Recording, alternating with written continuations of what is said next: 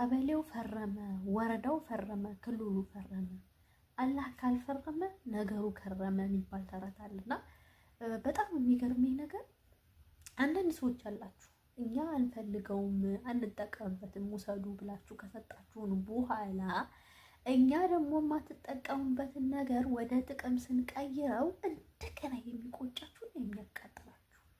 ቆይ እናንተ ካልተጠቀማችሁበት እኛ ደግሞ ብልጦች ወይም ማይንዳችን ስማርት የሆነ የተጠቀምንበትን ነገር ወይም የምንጠቀምበትን ነገር እንጠቀምበታለን ብለን አስበን ወደ ጥቅም ከቀየር ነው በኋላ የእናንተ ቆይ መንጨርጨር ምን ይሉታል? መጀመሪያ እኮ ቀድሞ ነው መጥኖ መደቆስ፣ ቀድሞ ነበር እንጂ መጥኖ መደቆስ አሁን ምን ያደርጋል? ልስት ዶ ማልቀስ። የሀቢብቲ ጉልቻ ቢቀያየው ተውጣ ያጣፍጥም። ዋናው ያንቺ ሙያ ነው። ስለዚህ ወደ ጥቅም የሚቀየረውን ነገር መጀመሪያ ማይንድሽን ተጠቅመሽ ወደ ጥቅም ቀይረው። ቀጥታ ወደ ዝባላቂስ ከመጨመርሽ በፊት ማለት ነው።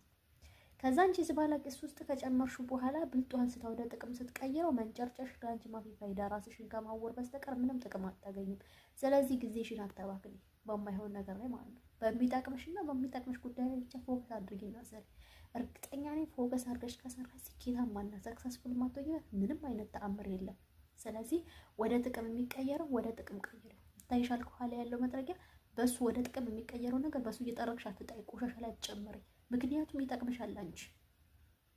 አንቺ አልጠቀመሽ ደግሞ ሌሎች ተጠቀሙ፣ አትንጨርጨሪ። ይሄ ለኔ ያልተጻፈን ብለሽ ፈጣሪ ለሱ ነው የጻፈው ብለሽ ማለፍ ነው ያለብሽ። መንጨርጨሩ ላንቺ ትርጉም የለውም ራስሽን ከማሳመን በስተቀር። ስለዚህ ውዶች የሚጠቅማችሁ ነገር ላይ ፎከስ አድርጋችሁ ስሩ።